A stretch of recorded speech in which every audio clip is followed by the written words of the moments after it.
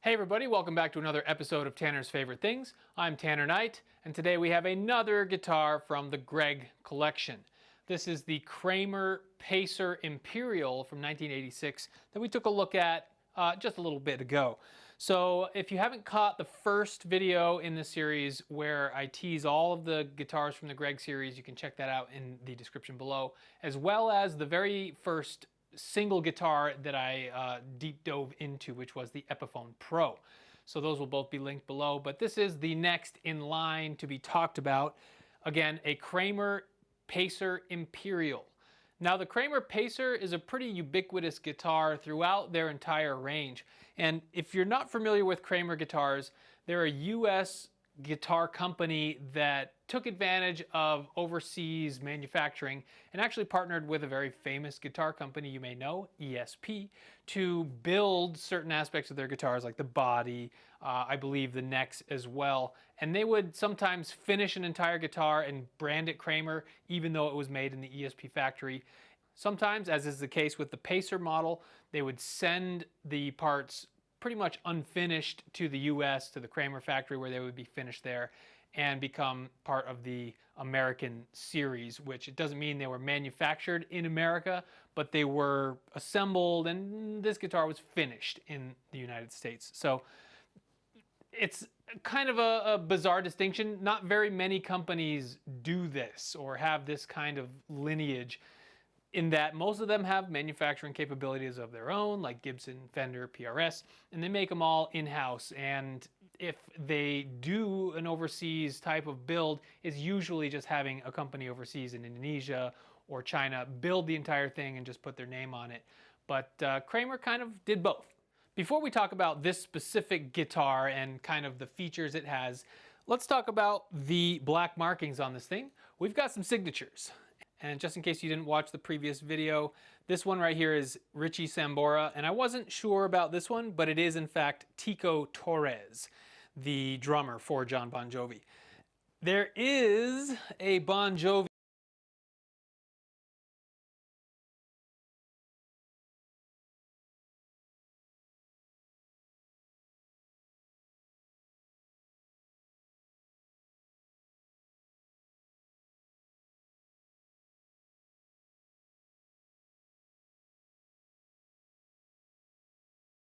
or was a Bon Jovi signature right here, and I don't know if you can make it out at all. We'll have to try to figure out a clever way to find that, but it was rubbed off. Unfortunately, the most important one was rubbed off, but it was there, and you can barely see a vague outline of it if you get it in the right light. So I'll try to get a picture of that. But we do have Ritchie and Tico over here holding down both of those sides. So I don't know if that adds value to a guitar. Personally, I find that it probably detracts from the value of the guitar because, one, you have to, if you're looking to sell this guitar, it has to be a fan of Bon Jovi or that particular artist. Number two, they rub away, they fade away, and they're not permanent. And that's the case here. This is probably just a Sharpie, and I'm not going to touch these to prove it, but I'm going to be very careful to not touch the signatures at all, in fact, because they do rub away. So the signatures, I don't know if it adds a ton of value or not, but it's kind of a cool thing because I'm pretty sure Ritchie did play a Kramer back in the day. Not sure if it was a Pacer or a Beretta or whatever, but there you go. Ritchie, he's a guitar player, and we have his signature. So let's start with the neck plate on this thing. It does say Kramer, Neptune, New Jersey, USA, and then it has a serial number with the letter E and then a 10,000 number, a 10,000, not a 1,000, a 10,000. And the way these Kramer serial numbers work, it's not 100% foolproof because they print the serial number on the neck plate. They put all of the neck plates just in one big bin whenever they were manufactured, and the assemblers would just pull a neck plate. They weren't looking at what the date was, they were just pulling a neck plate. So sometimes you can get a guitar with later features that has a neck plate serial number lower than a similar model with older features. Kind of confusing, but the way they work is that we have a letter, A, B, C, D, E, F, and I believe G is the final one before they went out of business. But think of them as letter batches. A is the first batch of 1,000 to 10,000 serial numbers. So basically 4 numbers, 1,000 to 9999. And once it got to 10,000, it turned over to the next letter, which was B, and they went 1,000 to 10,000, and it turned over to C, D, E. Happens around 1985, I believe, from what I can tell. I think most 1984 guitars are Ds, so I think E is 85, 86. But this one's a pretty high number. It goes above 10,000. We have our first 5-digit serial number with the E's, and I believe the F's and the G's kind of continue that beyond 10,000. So this is potentially a later run, maybe even an early 87. It's just so hard to tell with these Kramers. There's a lot of information online that kind of contradicts one another. So, you know, take that with the grain of salt. But what we can tell is that it's the Pacer Imperial version of this guitar, which has 2 humbuckers. And I think, I can't even speculate as to whether these are the original or not, but I believe they are Seymour Duncans, and I think that's what came in here. So Seymour Duncans, and you'll have the 3 knobs in a line layout with the black knurled knobs, and then a 3-way on switch, which means whichever position your pickup is in, bridge, middle, neck, it's just an on switch with kind of the flatter switch tip. So all of these guitars have a Floyd Rose. That's kind of what they're known for.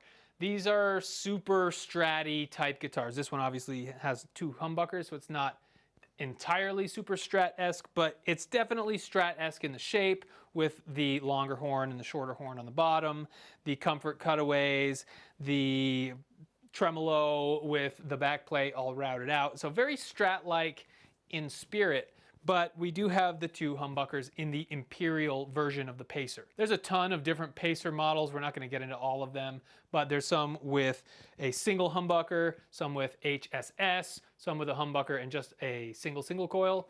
And yeah, you can find a bunch of different variants of the Pacer throughout the 1981 through 1990 range, basically. In 1986, we get these 135-degree angle tuners where the screw is just kind of pointing 135 degrees that way instead of 90 degrees. So that's something to look at. Also, the headstock itself changes in 86. It goes from being the banana or the hockey stick style of headstock, which is kind of a transitional style of headstock, to the pointy kind of downward facing beak headstock. This one kind of stays with Kramer through the end, and our font on our Kramer logo changes slightly, but you can tell we do have the 3D style of logo where it just kind of fades down the headstock. So being a super Strat style guitar, we do have a full-on German Floyd Rose here. This is not licensed by or just some other garbage that looks like Floyd Rose. This is the real deal from the 80s. You can tell we have our locking nut here. That's a Floyd Rose unique feature. They have the patent on a locking nut. And you'll see on a Kaler or any other kind of locking tremolo, the locking mechanism happens after the nut. So keep that in mind with the Floyd Rose. It's a really, really unique design. These tuners are made by Goto, I believe. Japanese manufacturer, really high quality. That makes sense if these are made by ESP, these bodies, that is. So very common.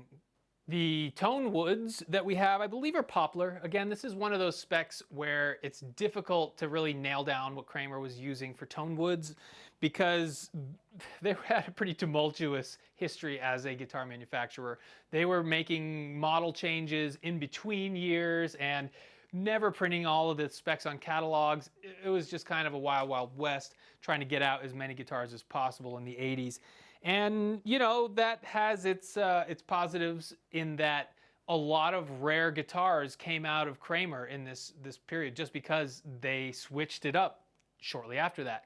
You'll see a lot of things change, like headstock, like the tilt back on the headstock. This is a tilt back. I think it's probably a 13, maybe 15 degree tilt back. Some of them don't have a tilt back at all. Some of them do. Some of them have less than a tilt back. So there's no real unifying characteristics to define even within a model of Kramer guitars. But one thing that is pretty regular, once they move away from the aluminum necks that Travis Bean developed, we're not going to go down too much of that rabbit hole, but Kramer's originally in the late 70s had aluminum necks designed by Travis Bean, and in 81 they switched to standard kind of Fender-esque necks. These are bolt-ons, of course, so they're going for Fender style. And I believe it's a 25.5-inch scale length, but I couldn't really find that information online. Maybe we'll do a little measurement here shortly. These are 22 frets, so not too crazy as far as 24 frets or beyond, and a 3-piece maple neck. I really like these necks made by ESP. They're just like, I don't know, rock solid, kind of PV-esque. I don't know if that's a positive to most people, but PV is really known for having great maple bi-laminate necks, and this is kind of a tri-laminate neck. I don't know if they swap the direction of the grain or not, but that's really designed for strength of neck and making a product that's not going to just break on you. This particular model has a rosewood fretboard, but I do think you can find them with the maple fretboards.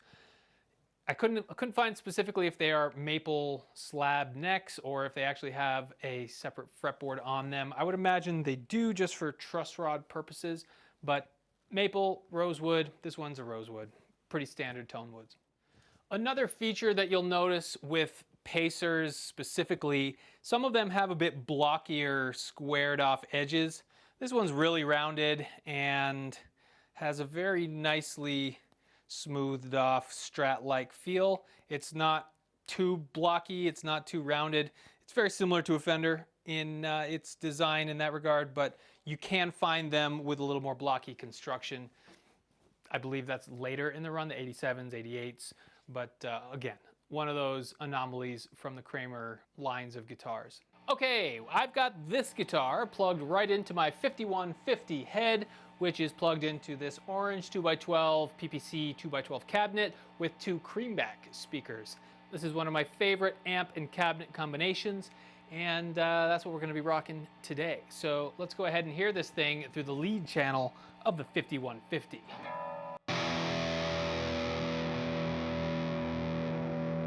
Now again, I'm trying to be really conscious about where I'm picking.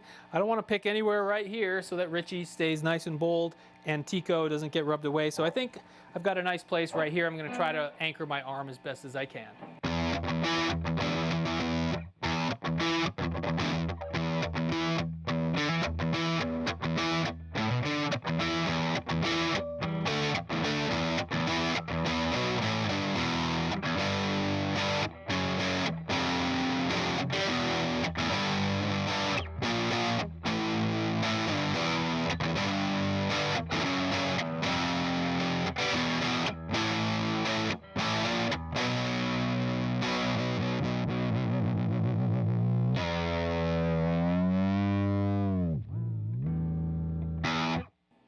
So I'll give my standard spiel about how I am not a shredder guitar player.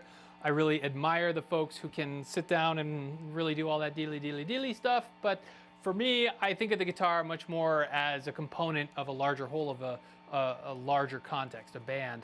I just have a hard time developing those chops, and that's neither here nor there. Let's at least give you some sound samples with this thing in full lead channel.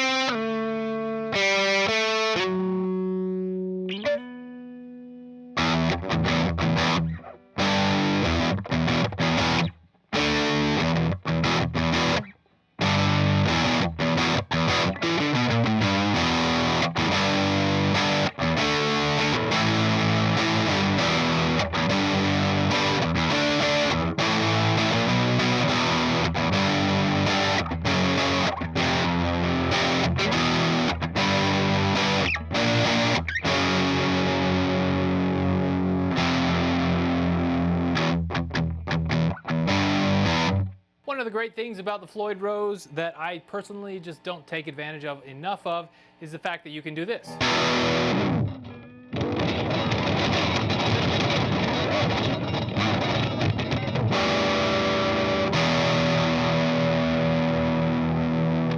May not be perfectly in tune, but that's a lot of wangling and jangling for that to go back into tune perfectly, so it's good enough, and that's something that a Floyd Rose does really, really well.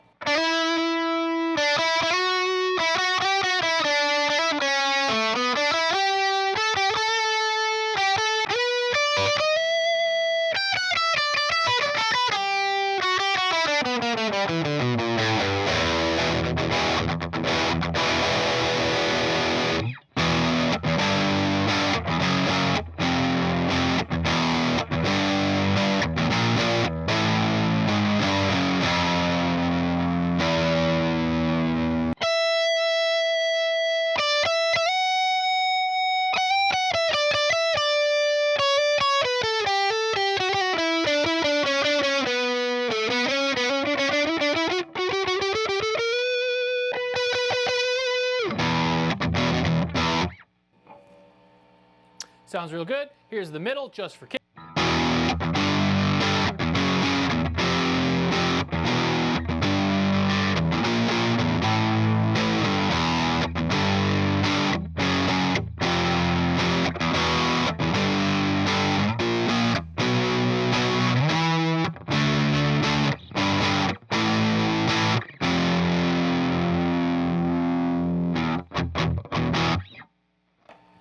She chugs, that's for damn sure. So I know I haven't really mentioned this up until this point, but this guitar is meant for metal.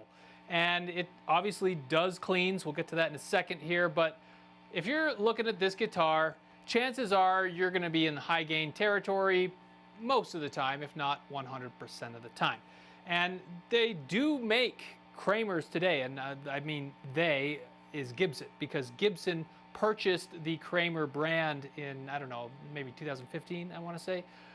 I may be wrong about that, but they purchased Kramer, the name, and resurrected the brand, and there's a whole renaissance of shredder guitars coming out of, I believe, the Epiphone factory, and they're just branded Kramer.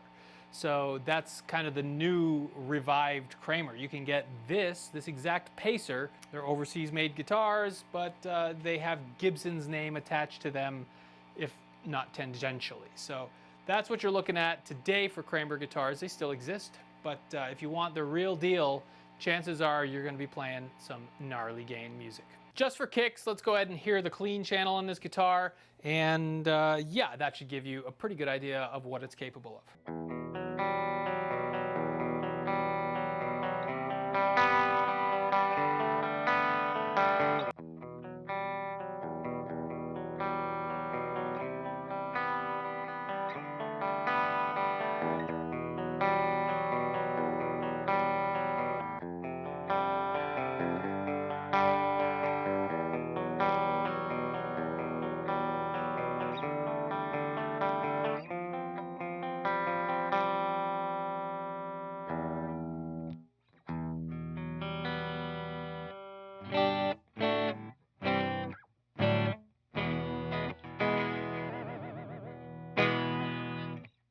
You can play chords on a Kramer, you can play it like a regular guitar, but it is definitely meant for shredding. I do believe we have a 14-degree fretboard radius on this guitar. It's very flat, maybe even 16. I don't have a gauge to check that, but it is very flat.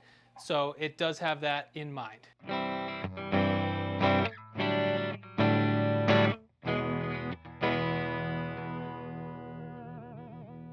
Maybe that Floyd Rose doesn't hold a perfect tune, but you have these nice fine tune adjustments here to make fine tune adjustments, which is one of the best things about the Floyd Rose in my opinion. You can do your tuning right from here without having to do any business up here. So that's the Kramer Pacer Imperial from 1986. This particular model has the distinction of being signed by 3/4 of Bon Jovi, even though John Bon Jovi himself has worn off. But this is a great guitar. It's vintage, obviously. It's from the 80s, but it still holds up. It still has a place in modern guitar music, and I could see why a lot of players would still want to pick one of these up. Kramer is really famous for having their bodies and necks swapped and just kind of torn apart and rebuilt. So there's not a whole large legacy of these guitars being, like collectible, just due to the fact that there's so many, variables involved. Just know that this is a shredder's guitar, a player's guitar. Well, maybe not with these signatures, but you could do a little clear coat on top to save those. That's not my business here nor there, but if you are the next owner of this guitar, it is for sale, then you have the option to do so. So let's go ahead and end with a little bit of a loop so we can hear this thing in the context of a full band, and we'll leave it at that. So let me know if you have any questions or if you have experience with the 86 Pacer Imperial or any other Kramer Pacer for that matter, and I'd love to hear what you have to say and your experience with that guitar. So like and subscribe if you do like this content, that always helps, and I hope to see you on the next one.